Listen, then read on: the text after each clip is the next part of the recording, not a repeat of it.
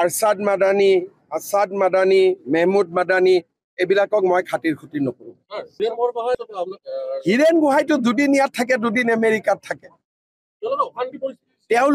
তেওঁতো মেক্সিমাম সময় আমেৰিকাত থাকে। দুদিনমান গুৱাহাটীত আহে আৰু গুৱাহাটীখন জ্বলাই থৈ যাব খোজে। কিন্তু আজিকালি মানুহে বুজিছে, ইমান গুৰুত্ব নিদিয়ে। সৈয়দ হামিদা সোনিয়া গান্ধীৰ বান্ধৱী হয় আৰু ডক্টৰ মনমোহন সিঙৰ দিনত তেওঁ প্লেনিং কমিশ্যনৰ মেম্বাৰ আছিল।